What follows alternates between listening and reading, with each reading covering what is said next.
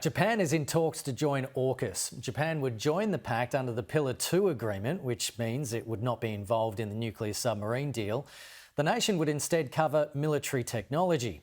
Defence Minister Richard Marles describes Japan as an indispensable defence partner. Shadow Home Affairs Minister James Patterson backs the decision so long as it doesn't affect the submarine deal.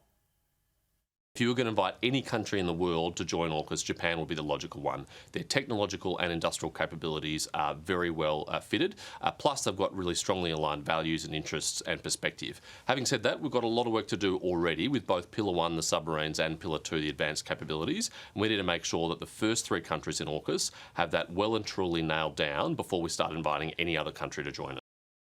And joining me live is founding editor of Breaking Defence, Colin Clark. In addition to his foundational efforts at Breaking Defence, Colin also started dodbuzz.com, the world's first all-online defence news website. Colin, thanks for your time. So, Japan joining AUKUS, should it, could it, and more importantly, I guess you would ask, will it? Well, I think if you boil all of this down, Japan is not going to join AUKUS. Japan is going to be allowed to invest and share the very advanced technological information that the United States, Britain, and Australia are already working on, and will be allowed to obviously feed their own stuff back to those 3. There is, I don't think, Rahm Emanuel, the American ambassador in Japan, said in an op-ed today that Japan will be joining Pillar 2, but I don't think this means anything more than a grand rhetorical flourish to make everyone feel better. Right. So what would be in it for us if Japan joined AUKUS? Is it just the sharing of information? Do they have technology that we don't have in terms of weapon defences and things like that? What can you tell us about what might be in it for us, and why would they agree to it? Is it because they're concerned about the growing influence of China and therefore the more the merrier in terms of these security pacts?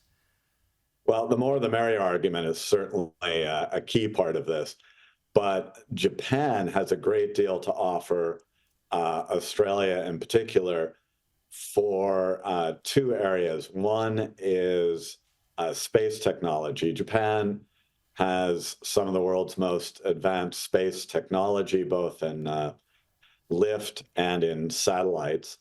The other area is Japan is very skilled at anti-ballistic missile tracking and interception. And both countries have Aegis ships. They share information. And this will give everybody a chance to advance those efforts.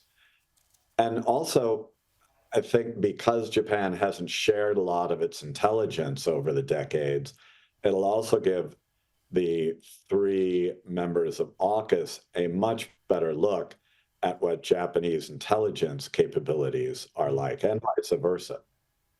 Just in the situation in Gaza, Israel is withdrawing its troops from southern Gaza. Now, Israel is adamant that this is not because the US is voicing its concerns over how the war in Gaza has been going. And Benjamin Netanyahu says that he's close to a victory over Hamas. What do you think is going on with this particular strategy in drawing troops out, and many people saying this is a new phase in the war?